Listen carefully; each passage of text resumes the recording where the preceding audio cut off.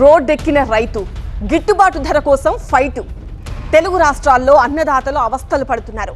పండించిన పంటను అమ్ముకునేందుకు అగచాట్లు పడుతున్నారు.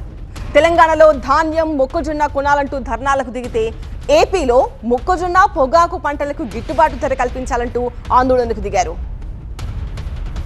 తెలుగు రాష్ట్రాల్లో అన్నదాతలు అరిగోస పడుతున్నారు. యాదాద్రి జిల్లాలో రైతులు రోడ్డెక్కారు. బీబీనగరం మండలం చిన్న రావులపల్లి రహదారిపై ధాన్యం పోసి నిప్పు పెట్టి నిరసన తెలిపారు. ధాన్యం కొనుగోళ్లు వెంటనే చేపట్టాలని డిమాండ్ చేశారు. రైతులు రాస్తారోకోతో ట్రాఫిక్ జామ్ ఏర్పడింది.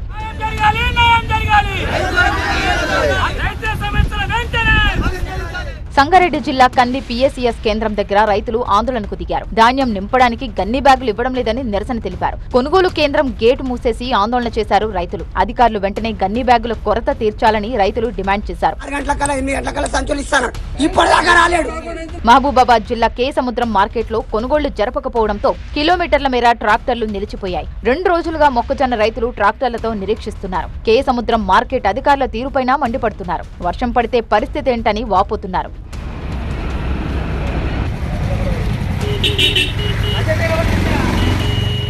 పెద్దపల్లి జిల్లా ఓదెల మండలం కనగర్తిలో ధర్నాకు దిగారు రైతులు. రోడ్డుపై ధాన్యం బస్తాలు వేసి నిరసన చేపట్టారు. లారీలు, హమాలీల కొరతతో ఇబ్బందులు పడుతున్నామన్నారు. కొనుగోళ్ల విషయంలో అధికారులు నిర్లక్ష్యంగా వ్యవహరిస్తున్నారని ఆవేదన వ్యక్తం చేస్తున్నారు.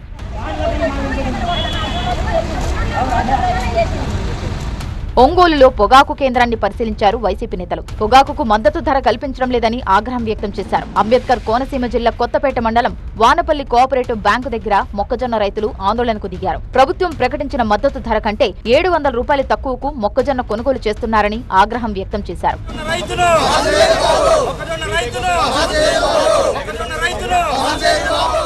ఏపీ, తెలంగాణలో ధాన్యం, మొక్కజొన్న కొనుగోళ్ల కోసం అన్నదాతలు యుద్ధమే చేయాల్సి వస్తోంది. ముఖ్యమంత్రులు ఆదేశించిన క్షేత్రస్థాయిలో కొనుగోళ్లు జరపకపోవడంపై రైతులు ఆవేదన వ్యక్తం చేస్తున్నారు. విత్తనాలకు, ఎరువులకు ఇబ్బంది పడి ప్రకృతి ప్రకోపాన్ని భరించి పంట దిగుబడి సాధించాక అమ్ముకోవడానికి కూడా ఇబ్బంది పడాల్సి వస్తుందని వాపోతున్నారు రైతులు.